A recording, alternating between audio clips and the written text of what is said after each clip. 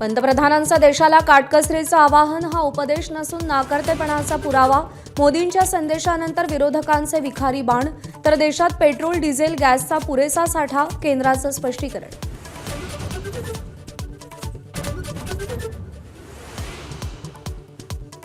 America विरुद्ध Iran युद्धाच्या पार्श्वभूमीवर होर्मुझमध्ये तणाव कायम.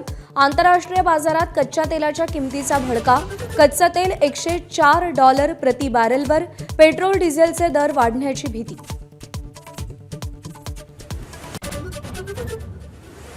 तीन मे रोजी देशात पार पडलेल्या नीट परीक्षेचा पेपर आधीच फुटल्याची भीती. 13 संशयित ताब्यात. काँग्रेसकडून मोदी सरकारवर टीकेची झोड.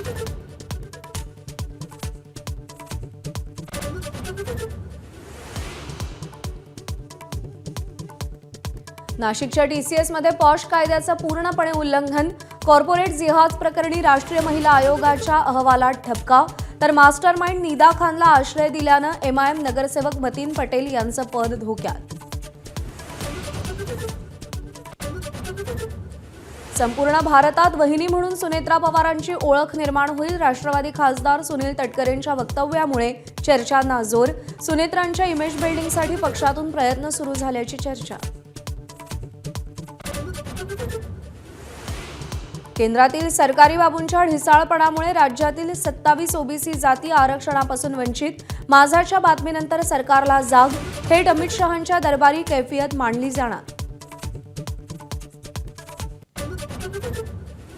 राज्यातील रिक्षा आणि टॅक्सी चालकांसाठी मराठी सक्तीवरून भाजप आणि शिवसेनेत श्रेयवादाची लढाई. भाजपची मराठी बोला महाराष्ट्र जोडा मोहीम. तर शिवसेनेचं महाराष्ट्र माझा मराठी माझी बोली भाषा अभियान.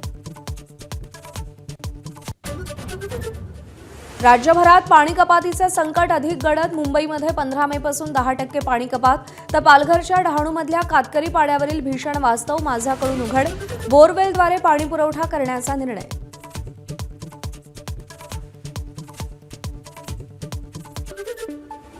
बातमी अवघ्या देशासाठी अत्यंत महत्त्वाची आणि सर्वसामान्यांची चिंता वाढवणारी. पश्चिम आशियातल्या युद्धामुळे उद्भवलेल्या परिस्थितीचे पडसाद भारतासाठी अधिक चिंताजनक ठरणार आहेत. पंतप्रधान मोदींनी देशवासियांना केलेलं आवाहन एका मोठ्या संकटाची साहूल आहे का, अशी चर्चा या निमित्तानं सुरू झाली आहे. तसंच यावरून जोरदार राजकारणही पेटलंय. पंतप्रधान मोदींचा हा उपदेश नाही तर नाकर्तेपणाचा पुरावा असल्याचा घणाघात राहुल गांधींनी केलाय. पुढील वर्षभर देशवासियांनी सोनं खरेदी करू नये, तसंच पेट्रोल डिझेलचा वापरही कमीत कमी करावा, असं आवाहन त्यांनी केलंय. तसंच शाळांनीही ऑनलाईन वर्ग सुरू करावेत, असं आवाहन मोदींनी केलंय. परकीय चलनाला मिळणारी चालना थांबवण्यासाठी पंतप्रधानांनी हे आवाहन केलंय. हैदराबाद पाठोपाठ गुजरातमध्येही मोदींनी हे वक्तव्य केलंय.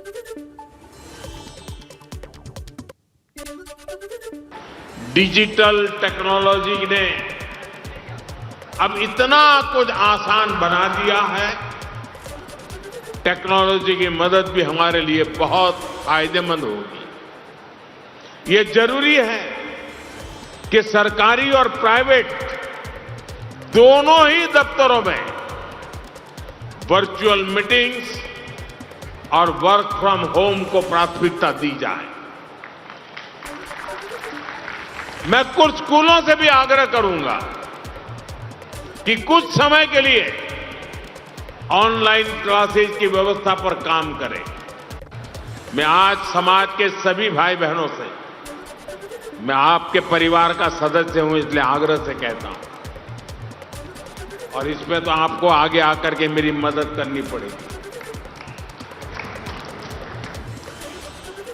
सोने की आयात पर भी देश का बहुत बड़ा पैसा विदेश जाता है।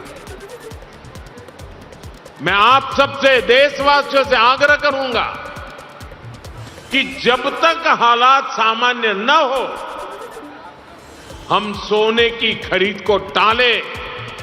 गोल्ड की जरूरत नहीं है।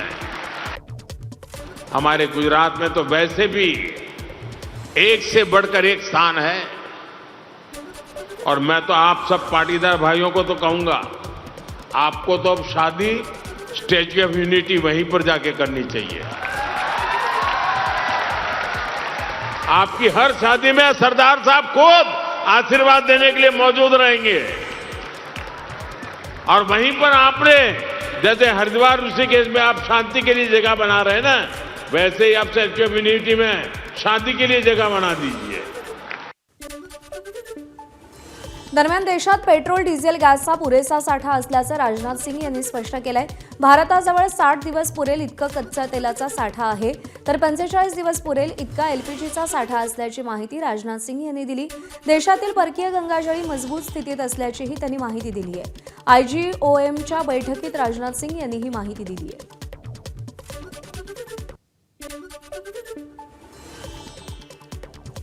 दरम्यान देशात इंधनाचा पुरेसा साठा असल्याचं पेट्रोलियम मंत्रालयानंही स्पष्ट केलंय। हमारे पास सफिशिएंट स्टॉक्स हैं, चाहे वो क्रूड है, चाहे वो पेट्रोल है, डीजल है या एलपीजी है। घरेलू खाना पकाने के लिए एलपीजी को प्रायोरिटाइज किया गया। इसी तरह नेचुरल पीएनजी को भी घरेलू उपयोग के लिए प्रायोरिटाइज किया गया।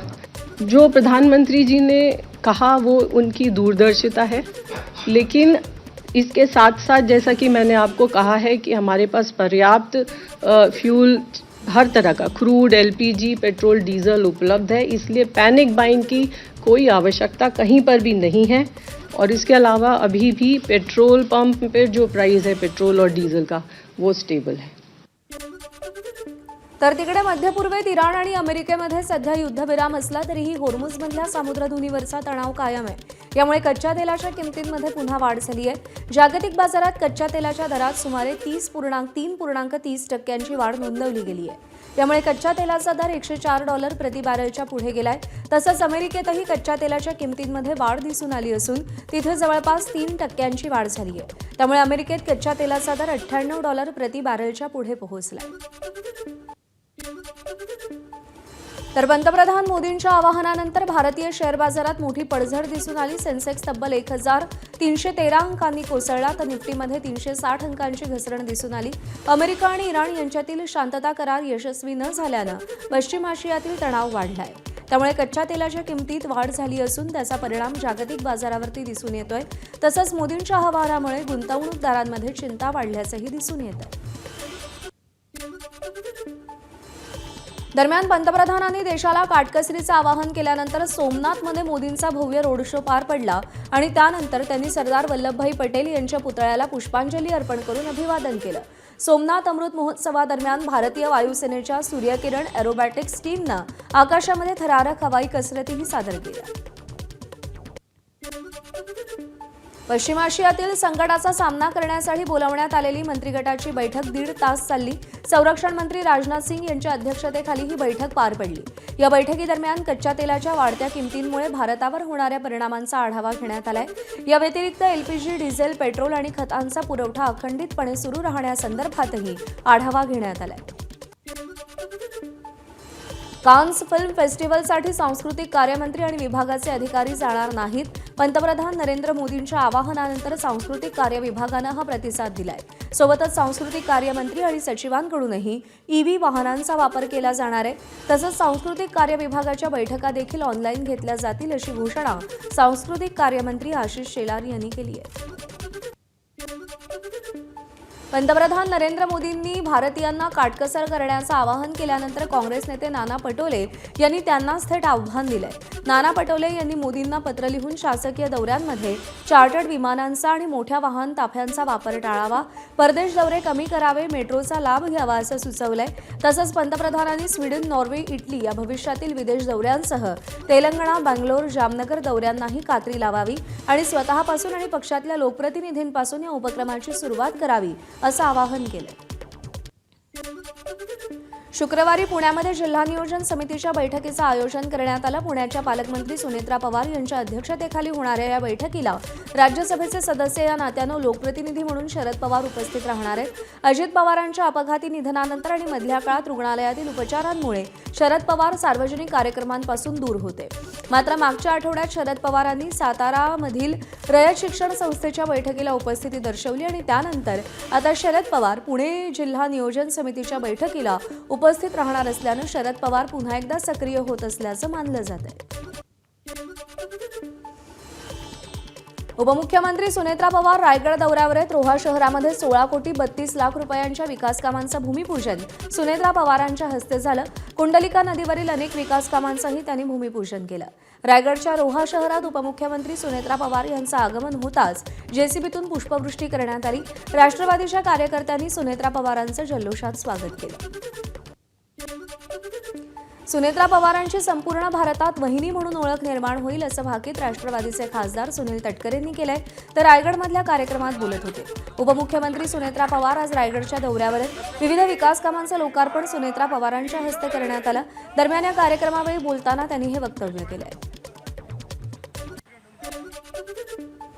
ममताजींची ओळख ममता दिदी म्हणून झाली. मायावती मुख्यमंत्री राहिल्या त्यांची ओळख बहीण मायावतीची झाली.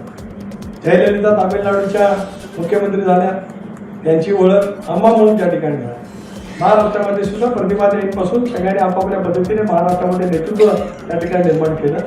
राज्यातल्या देशातल्या पहिल्या वहिनी कोण आहेत तर त्या सुनेत्र वहिनी आहेत. त्याचा मला अंतर्गतापासून अभिमान द्यायचा आहे. बारामतीमध्ये पवार विरुद्ध पवार असं होणार नाही असं जरी पवार कुटुंबातले सदस्य सांगत असले तरी मात्र रोहित पवारांनी वेगळा ठेका धरत पवार विरुद्ध पवार आगामी काळात होऊ शकतं असं म्हणत पुन्हा एकदा पवार विरुद्ध पवार या लढाईचे संकेत दिले. 2029 साली पुन्हा एकदा पवार विरुद्ध पवार असा संघर्ष बारामती विधानसभा मतदारसंघात पाहायला मिळू शकतो असं वक्तव्य त्यांनी केलं. वनमंत्री गणेश नाईक यांनी काल वाशी इथे सगळ्या महानगरपालिका अधिकारी आणि नगरसेवकांची मान्सूनपूर्व कामांसंबंधी आढावा बैठक घेतली. क्वेरी असलेल्या ठिकाणी दुर्घटना होणार नाही याची दक्षता घ्यावी. नाले गटारांची स्वच्छता करावी. मोकळ्या वायर आणि डीपीची दुरुस्ती करावी. शाळांचं लिकेज दुरुस्त करून स्वच्छता करावी असे निर्देश वनमंत्री गणेश नाईक यांनी अधिकाऱ्यांना दिले. यावेळी नगरसेवकांनी मांडलेल्या प्रभागातील समस्या सोडवण्याचे निर्देशही नाईकांनी दिले. आयुक्तांना बोलून मी प्री मान्सूनच्या बैठका घेतल्या. बैठकीमध्ये जरी क्वाऱ्या बंद असल्या तरी क्वारी परिसरामध्ये अशा प्रकारचा मातीचा ढीग आणि त्याच्यानंतर मातीचा रेला येऊन मनुष्यहानी होऊ नये म्हणून त्याची दक्षता घेण्याकरता सूचित करण्यात आले. गावठाणामधील गटारे, झोपड्यामधील गटारे, LIG मधली गटारे या सगळ्यांची स्वच्छता करावी. मोकळ्या असलेल्या इलेक्ट्रिकचे केबल त्याची दखल घ्यावी.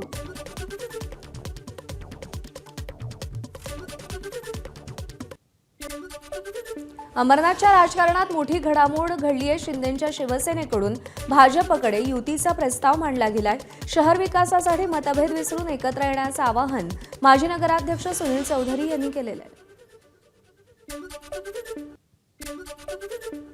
मुंबई महापालिकेमध्ये आता मंत्रालयाच्या धर्तीवरती डीजी प्रवेश पद्धत लागू होण्याची शक्यता आहे. पालिकेत येणारा प्रत्येक व्यक्ती कोणत्या कामासाठी आणि कोणाला भेटायला येतोय याची माहिती प्रशासनाकडे असावी यासाठी ही नवीन व्यवस्था केली जाणार आहे. सभागृह नेते गणेश खणकर यांनी ही माहिती दिली आहे. साताऱ्यामध्ये उपमुख्यमंत्री एकनाथ शिंदे पुलाची पाहणी करत असताना अचानक बदमाशांनी हल्ला केल्यानं मोठी खळबळ उडाली. तापोळा अहिर केबल्स्टे पुलावरती ही घटना घडली. सुदैवानं एकनाथ शिंदे वेळीत गाडीमध्ये बसल्याने ते बचावले. मात्र पुलावर उपस्थित असलेल्या काही नागरिकांना बदमाशांनी डंख मारलाय. या घटनेमुळे काही काळ परिसरात गोंधळाचं वातावरण निर्माण झालं होतं. यवतमाळच्या उकणी कोळसा खाण दुर्घटनेनंतर खासदार प्रतिभा धानोरकर यांनी प्रत्यक्ष खाण परिसराला भेट देत परिस्थितीचा आढावा घेतला.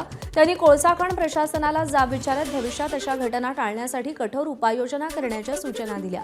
स्थानिक प्रकल्पग्रस्त आणि सुशिक्षित बेरोजगार युवकांना रोजगार देण्याची मागणीही त्यांनी केली आहे. उकणी आणि पिंपळगाव गावांचं पुनर्वसन तातडीनं पूर्ण करून उर्वरित जमीन संपादित करावी आणि स्थानिकांच्या मुलांना नोकरीत प्राधान्य द्यावं अशी ठाम भूमिका खासदार धानोरकर यांनी मांडली आहे. दरम्यान दुर्घटनेमध्ये जखमी झालेल्या खाण कामगाराची भेट घेऊन त्यांनी प्रकृतीची विचारपूसही केली. भविष्यात जगातील कोणत्याही देशात महाराष्ट्रातील प्रॉपर्टी कार्ड आर्थिक व्यवहारांसाठी मान्य होईल अशी व्यवस्था निर्माण करण्याचं काम सुरू असल्याची माहिती राज्याचे महसूल मंत्री चंद्रशेखर बावनकुळे यांनी दिली. लँड टायटलिंग ऍक्ट लागू करणारं महाराष्ट्र हे पहिलं राज्य ठरेल. येत्या जुलै महिन्यात राज्यामध्ये लँड टायटलिंग ऍक्ट लागू करण्यात येणार आहे. या कायद्यामुळे राज्यातील 14 कोटी जनतेच्या मालमत्तेला अधिकृत आणि निश्चित अशी ओळख मिळणार आहे. जगातल्या इतर देशात इन्व्हेस्टमेंट येताना जोपर्यंत निश्चित लँड टायटलिंग होत नाही तोपर्यंत इन्व्हेस्टमेंट वाढत नाही. एखाद्या वेळा प्रायव्हेट इन्व्हेस्टमेंट करायचं असेल तरी विदेशी लोक त्या ठिकाणी घाबरतात, कारण सातबारा त्यांना समजत नाही, त्यांना त्या ठिकाणी प्रॉपर्टी कार्ड समजत नाही किंवा आणि मोठ्या प्रमाणात इन्व्हेस्टमेंट न करता उद्या निश्चित प्रॉपर्टी म्हणून या ठिकाणी आपण लँड टायटलिंग कायदा आणतो, ज्यातनं जे प्रॉपर्टी कार्ड असणार आहे ते जगातल्या कुठल्याही देशाच्या कुठल्याही भूमीवर ते कार्ड चालणार आहे. आपल्या प्रॉपर्टीला खऱ्या अर्थाने एक कॅश सारखं एक स्वरूप येणार आहे. तुमच्या प्रॉपर्टीचं मूल्य हे या ठिकाणी ठरलं जाणार आहे आणि त्यातनं एक मोठा राज्याला मोठा बूम मिळणार आहे. मुंबईतील म्हाडाच्या 5,000 इमारतींचा समूह पुनर्विकास केला जाणार आहे आणि यासाठी जारी करण्यात आलेल्या शासन निर्णयामध्ये तूर्त हस्तक्षेप करण्यास उच्च न्यायालयानं नकार दिलाय. मात्र वांद्रे रिक्लेमेशन आणि वरळीतील पुनर्विकास प्रक्रिया न्यायालयाच्या निकालाच्या अधीन असेल असं न्यायालयानं स्पष्ट केलंय. मुंबईतील 50 ते 60 वर्ष जुन्या म्हाडा इमारतींचा समूह पुनर्विकास करण्याचा निर्णय गेल्या वर्षी गृहनिर्माण विभागानं घेतला. या विरोधात काही याचिका दाखल झाल्यात. या याचिकांवर एकत्रित सुनावणी झाली आणि यामध्ये न्यायालयानं वांद्रे रिक्लेमेशन आणि वरळीतील पुनर्विकास प्रक्रियेत अंतरिम आदेश देण्याची विनंती अमान्य केली. नवी मुंबईनंतर आता सिडको तिसरी मुंबई उभारण्याच्या तयारीत आहे. पनवेल आणि उरण तालुक्यातील तब्बल 90 गावांमध्ये नैना सिटी विकसित केली जाणार असून नवी मुंबई आंतरराष्ट्रीय विमानतळाच्या अनुषंगानं या नव्या शहराची उभारणी केली जाणार आहे. पहिल्या टप्प्यात 40 गावांचा विकास करण्यात येणार असून त्यासाठी स्थानिक शेतकऱ्यांकडून जमीन हस्तांतरणाची प्रक्रिया सुरू आहे. विशेष म्हणजे नव्या नैना सिटीमध्ये मेट्रोचं जाळंही उभारलं जाणार असल्याची माहिती समोर येते. त्यांना म्हणजे Navi Mumbai airport influence notified area एक नवीन ग्रीनफील्ड शहर आपण या ठिकाणी विकसित करतो. ते जवळजवळ 225 स्क्वेअर किलोमीटर म्हणजे 22.5 हेक्टरवर आपण उभा करणारच आहोत. पहिल्या टप्प्यामध्ये एक 4200 हेक्टरवर TPS 1 ते 12 आपण या ठिकाणी ऑलरेडी त्याचं काम पूर्ण केलेलं आहे आणि TPS 1 ते 12 मध्ये आपण 8,000 कोटीचे रोडचेही सुद्धा आपण या ठिकाणी वर्क ऑर्डर देण्यात आलेलं आहे. त्याच्या आम्ही दर 15 दिवसांनी आणि त्याचा आढावा घेतो. नागपूर महापालिकेच्या स्थायी समितीनं मान्सूनपूर्व नदी आणि नालेसफाईबाबत महत्त्वाचा निर्णय घेतला. यापुढे कंत्राटदारांना कामाचं बिल केवळ केलेल्या कामावर नाही तर कामाचा दर्जा आणि गुणवत्तेनुसार दिलं जाणार आहे. तसंच नालेसफाईच्या कामाची तपासणी करण्यासाठी 6 सदस्यीय समिती स्थापन करण्याचा निर्णयही घेण्यात आलाय. दरम्यान नागपुरात नालेसफाई योग्यरित्या होत नसल्याची आणि भ्रष्टाचाराच्या आरोपांची चर्चा सुरू असतानाच महापालिकेनं हा महत्त्वपूर्ण निर्णय घेतलेला आहे. गडचिरोलीमध्ये काल माओवादी चळवळीतील सर्वोच्च नेता आणि आत्मसमर्पित नक्षलवादी भूपती यांना त्याच्या काही सहकाऱ्यांसह ज्येष्ठ सामाजिक कार्यकर्ते डॉक्टर अभय बंग यांच्या शोधग्राम प्रकल्पात जाऊन भेट घेतली. या सदिच्छा भेटीमध्ये क्रांती, गांधीवाद, आरोग्य, स्वराज्य आणि गडचिरोलीच्या विकासासंदर्भात सखोल चर्चा झाली. जालना महानगरपालिकेत भाजप नगरसेवकांमध्येच अंतर्गत वाद उफाळून आल्यानं पक्षातील गटबाजी चव्हाट्यावर आली. स्थायी समितीच्या बैठकीदरम्यान एका ठरावावर मंजुरी देण्याच्या मुद्द्यावरून स्थायी समिती अध्यक्ष आणि काही नगरसेवकांमध्ये जोरदार वाद झाला. हा वाद पुढे हाणामारीपर्यंत गेल्याचा आरोप असून अध्यक्षांना मारहाण झाल्याची तक्रार करण्यात आली आहे. या प्रकरणी कदीम जालना पोलीस ठाण्यामध्ये भाजपच्या 2 नगरसेवकांसह 12 जणांविरोधात मारहाणीचा गुन्हा दाखल करण्यात आलाय. या घटनेमुळे महानगरपालिकेतील राजकारण पेटलं असून पोलिसांकडून पुढचा तपास सुरू आहे. प्रतीक लक्ष्मीकांत पांगरकर यांच्या फिर्यादीवरून हा गुन्हा दाखल झालेला आहे. महावीर ढक्का, रणवीर ढक्का, सागर ढक्का आणि विक्रांत ढक्का आणि इतर 7 ते 8 लोकांच्या विरुद्ध हा गुन्हा दाखल आहे. सभागृहातल्या काहीतरी कामकाजावरनं वाद झाला, त्या वादाचा प्रवेश त्यांच्या वादामध्ये झालेले अशी फिर्याद त्यांनी दिलेली आहे. तशा अशाच्या फिर्यादीवरनं आपण तो गुन्हा दाखल. भोंदू अशोक खरातची पत्नी कल्पना खरात अजूनही फरार आहे. आज कल्पना खरातच्या अटकपूर्व जामिनावरच्या याचिकेवर 11 वाजता औरंगाबाद खंडपीठात सुनावणी होईल. गेल्या सुनावणीच्या वेळी कल्पना खरातच्या अटकपूर्व जामिनासंदर्भात सरकारला आपलं म्हणणं मांडण्यासाठी नोटीस बजावण्यात आली होती. मात्र अटकपूर्व जामीन मिळणार का हे पाहणंही महत्त्वाचं असेल. एमआयएमचे नगरसेवक मतीन पटेल यांनी महानगरपालिकेच्या अतिक्रमण नोटीशी विरोधात न्यायालयामध्ये धाव घेतली आहे. पालिकेनं दिलेली 3 दिवसांची नोटीस बेकायदेशीर असल्याचा दावा करत पटेल यांनी कागदपत्र सादर करण्यासाठी 15 दिवसांचा वेळ मागितलाय. पालिकेचा बुलडोझर चालण्यापूर्वीच हे प्रकरण न्यायालयात पोहोचल्यानं आता न्यायालय काय निर्णय देणार याकडे सगळ्यांचं लक्ष आहे. नाशिकमधील गाजलेल्या TCS कंपनीतील बळजबरीनं धर्मांतर प्रकरणात राष्ट्रीय महिला आयोगानं अहवाल सादर केला. या 50 पानी अहवालात पॉश कायद्याचं उल्लंघन झाल्याचं नमूद करण्यात आलंय. कामाच्या ठिकाणी छळ, धर्माचा अपमान आणि अवमान या सगळ्या विरोधात तक्रार दाखल करताना दबाव आणि भीती कर्मचाऱ्यांमध्ये असल्याचाही उल्लेख अहवालात आहे. त्यामुळेच भीतीपोटी अनेक महिलांनी इच्छा असतानाही तक्रार न केल्याचं मांडण्यात आलंय. केवळ एवढंच नव्हे तर TCS कार्यालयातील CCTV देखील काम करत नसल्याचा धक्कादायक प्रकार समोर आलाय. राष्ट्रीय महिला आयोगानं 8 मे रोजी हा सविस्तर अहवाल मुख्यमंत्री देवेंद्र फडणवीसांकडे सोपवलाय. नाशिक TCS प्रकरणातील मुख्य आरोपी निदा खान हिच्या मोबाईलचा तपास करण्यात येतोय. तिचा मोबाईल क्लोनिंगसाठी पाठवण्यात आल्याची माहिती समोर आली आहे. या प्रक्रियेनंतर मोबाईलमधील अनेक महत्त्वाची माहिती तपास यंत्रणांच्या हाती लागण्याची शक्यता व्यक्त केली जाते. तपास यंत्रणांच्या माहितीनुसार निदा खाननं मोबाईलमधील अनेक मेसेज, व्हिडिओ आणि संपर्क क्रमांक डिलीट केल्याचा संशय आहे. मात्र क्लोनिंग आणि डिजिटल फॉरेन्सिक तपासाच्या माध्यमातून ही माहिती पुन्हा रिकव्हर केली जाणार असून त्यातून अनेक रहस्यांचा उलगडा होऊ शकतो. तर पोलीस कोठडी संपल्यानं निदा खानला कोर्टात हजर करण्यात आलेलं. कोर्टानं तिला 14 दिवसांची न्यायालयीन कोठडी सुनावली आहे. परभणीमध्ये स्वाभिमानी शेतकरी संघटनेकडून शक्तीपीठ महामार्गाला विरोध करण्यात आलाय. शेतकरी संघटनेकडून राज्य सरकारनं काढलेल्या अध्यादेशाची होळी करण्यात आली. शहरातील उपोषण मैदान परिसरात अध्यादेशाची प्रत जाळून सरकार विरोधात जोरदार घोषणाबाजी करण्यात आली. शेतकऱ्यांच्या सुपीक जमिनी संपादित करून हा महामार्ग राबवण्यात येत असल्याचा आरोप करत स्वाभिमानी शेतकरी संघटना आणि शेतकऱ्यांनी तीव्र विरोध दर्शवला. या महामार्गामुळे शेतकऱ्यांची उपजीविका धोक्यात येणार असून हजारो शेतकरी भूमिहीन होतील अशी प्रतिक्रिया शेतकऱ्यांनी दिली.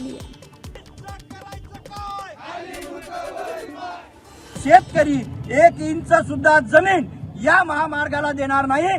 फडणवीस सरकारला या महामार्गातून 50,000 कोटीचा घपळा करायचा आहे आणि येणाऱ्या 29च्या निवडणुकीमध्ये हेच पैशामध्ये सरकार निर्माण करायचं आहे. म्हणून जिल्ह्यातले आणि राज्यातले शेतकरी 1 इंच सुद्धा जमीन या शक्तीपीठ महामार्गाला देणार नाहीत आणि आम्ही उद्ध्वस्त होण्यापासून वाचणार आहेत. आमचा जीव जाईल परंतु मागे आता हटणार नाहीत. 1 इंच सुद्धा जमीन या महामार्गाला भेटणार नाही. शक्तीपीठ महामार्ग हिंगोली जिल्ह्यातूनही जाणार असून या महामार्गाला हिंगोली जिल्ह्यातल्या शेतकऱ्यांनी विरोध केलाय. हिंगोलीच्या सिरला गावात गावकऱ्यांनी शक्तीपीठ महामार्गाच्या शासन निर्णयाची होळी केली असून शेतजमिनी महामार्गासाठी दिल्या जाणार नसल्याचं गावकऱ्यांनी म्हटलंय. त्यामुळे शक्तीपीठ महामार्गाला हिंगोली जिल्ह्यातून मोठ्या प्रमाणात विरोध दर्शवला जातोय.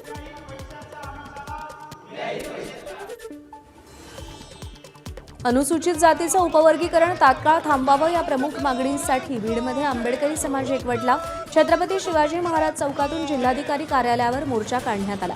या निर्णयामुळे अनुसूचित जातीत फूट पडण्याचं षडयंत्र असल्याचा आरोप मोर्चेकऱ्यांनी केलाय. सुप्रीम कोर्टानं केवळ निर्देश दिले असून बंधनकारक केलेले नाहीत, तरीही राज्य सरकार फूट पाडतंय असं आरोप त्यांनी केलेला आहे.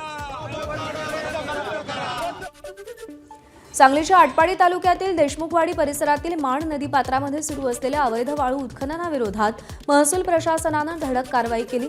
तहसीलदार शीतल बंडगरे यांच्या नेतृत्वाखाली पहाटेच्या सुमारास वाळू उत्खननासाठी वापरला जाणारा JCB जप्त करण्यात आला. प्रशासनाचं पथक पाहताच वाहन चालकानं पळ काढण्याचा प्रयत्न केला. मात्र पोलिसांच्या मदतीनं JCB ताब्यात घेण्यात आलाय. हे वाहन पुढच्या कार्यवाहीसाठी आटपाडी पोलीस ठाण्याच्या ताब्यात देण्यात आलंय. पंढरपूरच्या विठ्ठल मंदिराच्या गोशाळेला नगरपालिकेची जागा देण्यास भाजप नगरसेवकांनी तीव्र विरोध केला. मुंबईमध्ये पंढरपूर विकास कामांच्या झालेल्या बैठकीमध्ये पंढरपूर नगरपालिकेची यमाई तलावाजवळची जागा गोशाळेला देण्यात यावी अशी मागणी झाली होती.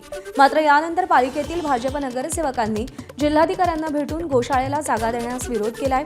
विठ्ठल मंदिराच्या पंढरपूर तालुक्यात हजारो एकर जागा आहेत आणि अशा जागांवर गोशाळा उभी करावी, पालिकेची जागा अडवून ठेवू नये अशी भूमिका भाजप नगरसेवकांनी घेतली आहे. त्यामुळे गोशाळेच्या प्रश्नावरून मंदिर समिती आणि नगरपालिका यातील वाद चिघळणार असून याला मुख्य विरोध भाजपचाच असल्याचं दिसून येत आहे. मंदिर समितीने वारकऱ्यांना व भाविकांना सोयीसुविधा देणे अपेक्षित आहे, परंतु स्वतःच्या जागा भाड्याने देऊन पुन्हा नगरपालिकेची जागा मागणे हे नागरिक म्हणून मला न पटणारे आहे.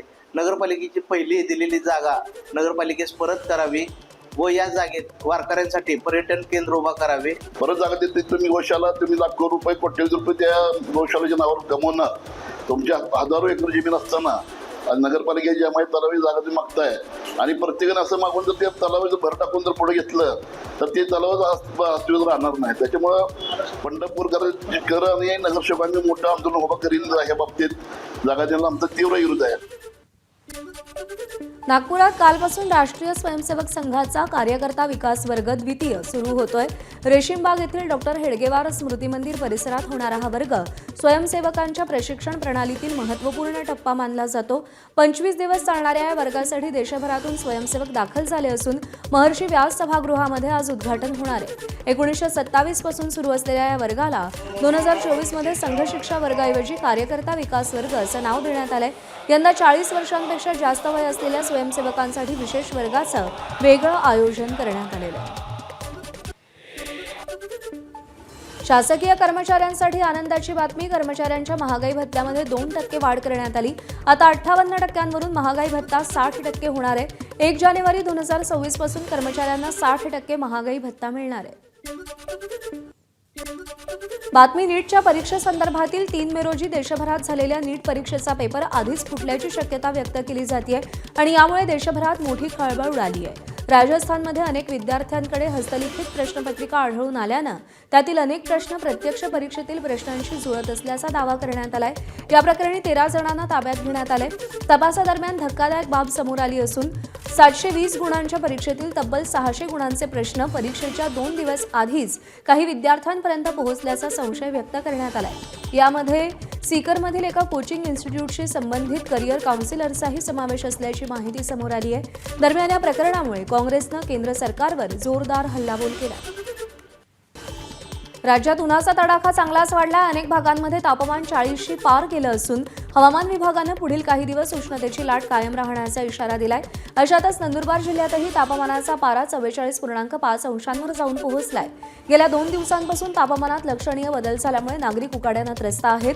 दरम्यान दुपारच्या वेळी आवश्यक काम नसल्यास घराबाहेर पडू नका असं आवाहन प्रशासनाच्या वतीनं करण्यात येत आहे. उन्हाळ्याची तीव्रता दिवसेंदिवस वाढत असून ग्रामीण भागात पाणी टंचाईच्या झळा आता अधिक तीव्र होऊ लागल्यात. परभणी जिल्ह्यातील जिंतूर तालुक्यात सध्या पाणी टंचाईची गंभीर परिस्थिती निर्माण झाली असून प्रशासनाकडून टँकरद्वारे पाणी पुरवठा सुरू करण्यात आलाय. जिंतूर तालुक्यातील कोसडी, वाघी, धानोरा आणि शेवडी या गावांमध्ये सध्या पिण्याच्या पाण्याची मोठी समस्या निर्माण झाली आहे आणि त्यामुळे प्रशासनानं या गावांसाठी एकूण 5 टँकर्स सुरू केलेत. यामध्ये कोसडी गावासाठी 3 टँकर्स तर शेवडी आणि वाघी, धानोरा गावासाठी प्रत्येकी एका टँकरद्वारे पाणी पुरवठा केला जातो. पाणी नाही आमच्या गावाला, पाणी नाही. किती वर्ष गेले पाण्याचा पत्ता नाही. कधी पाणी नुसते नळ लावून ठेवले, पाणी सोडित नाहीत, काही नाही. मला पाणी आता उन्हाळा कठीण आहे. काम करा का पोट भरा, पाणी आणा आमचं. आम्हाला हे काहीतरी पाण्याचं द्या पुरवठा. आमचं लग्न झालं तसं आता 70 वर्ष झाले. आमच्या गावात काहीच नाही, नळ योजना नाही, काय नाही. निश्चित लावून त्याच्यावर पाणी नाही. 2 महिन्यापासून पाणी टंचाई होती. जिल्हा परिषद सदस्य मानी हरकळ, पंचायत समिती मुजाहिद कादिर प्रशासनाचा पाठपुरावा केला. जिल्हा परिषदेने कोसडी गावात पाणी टँकरने सोडले. सध्या आम्हाला तात्पुरता पाणी मिळत आहे. नवी मुंबईकरांसाठी महत्त्वाची बातमी. महानगरपालिकेच्या पाणीपुरवठा विभागाकडून दुरुस्तीचं काम हाती घेतलं जाणार असल्यानं बुधवारी संपूर्ण शहराचा पाणीपुरवठा बंद राहणार आहे. बुधवारी सकाळी 10 ते गुरुवारी सकाळी 10 वाजेपर्यंत पाणीपुरवठा बंद ठेवण्यात येणार आहे. तर गुरुवारी संध्याकाळी कमी दाबानं पाणीपुरवठा करण्यात येणार आहे. त्यामुळे नागरिकांनी पुढील काही दिवस पाणी जपून वापरावं असं आवाहन प्रशासनानं केलं आहे. मुंबईच्या पाणीपुरवठ्यात येत्या 15 मे पासून 10% पाणी कपात करण्याचा निर्णय मुंबई महापालिकेनं घेतलाय. जलाशयांमधील पाणीसाठा घटल्यानं खबरदारी म्हणून बृहन्मुंबई महानगरपालिका प्रशासनानं हा निर्णय घेतलाय. सगळ्या नागरिकांनी पाण्याचा काटकसरीनं वापर करावा असं आवाहन देखील महापालिकेकडून करण्यात आलंय. यंदाच्या मोसमात एल निनोच्या परिणामामुळे पर्जन्यमान सरासरीपेक्षा कमी राहण्याचा अंदाज भारतीय हवामान विभागानं वर्तवलाय. त्यात वाढत्या तापमानामुळे 7ही जलाशयांमधल्या पाणीसाठ्याच्या बाष्पीभवनाचा वेग वाढलाय. या परिस्थितीमध्ये जलसंपदा विभाग, महाराष्ट्र शासन यांच्या निर्देशांनुसार मुंबईत शुक्रवारपासून 10% पाणी कपात लागू केली जाणार आहे. कोल्हापूर जिल्ह्यामधील धरणामध्ये सध्या 40 टीएमसी पाणीसाठा शिल्लक आहे. उन्हाचा वाढणारा तडाखा आणि पाऊस पुढे जाण्याची भीती यामुळे उपलब्ध असणारं पाणी काटकसरीनं वापरावं लागणार आहे. याच पार्श्वभूमीवर जलसंपदा विभागानं पंचगंगा आणि भोगावती नद्यांवर उपसाबंदी लागू केली आहे. जलसंपदा विभागानं पिण्याच्या पाण्याला प्राधान्य दिलं असून पिण्याचं पाणी ऑगस्ट महिन्यापर्यंत राखीव ठेवलं जाणार आहे. सोलापूर शहरातील विविध भागात सध्या भीषण पाणी टंचाई आहे. त्यामुळे शहरातील अनेक भागात आठवड्यातून एकदा पाणी पुरवठा होतोय.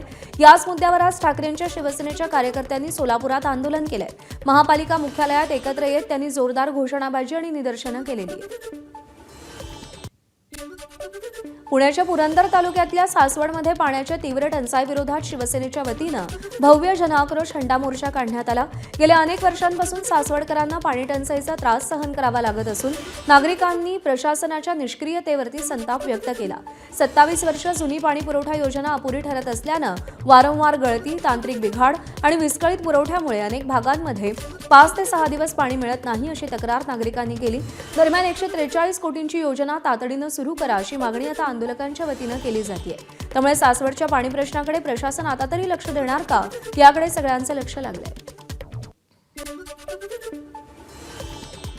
रत्नागिरी जिल्ह्यातील चिपळूणमध्ये पेट्रोल डिझेलच्या तुटवड्यामुळे पेट्रोल पंपावर वाहन चालकांची मोठी गर्दी उसळली आहे. शहरातील बहुतांश पेट्रोल पंपावरती इंधन संपल्यानं नागरिकांची झुंबड उडाली आहे. त्यामुळे परिस्थिती नियंत्रणात आणण्यासाठी पोलिसांना पंपावरती दाखल व्हावं लागतंय.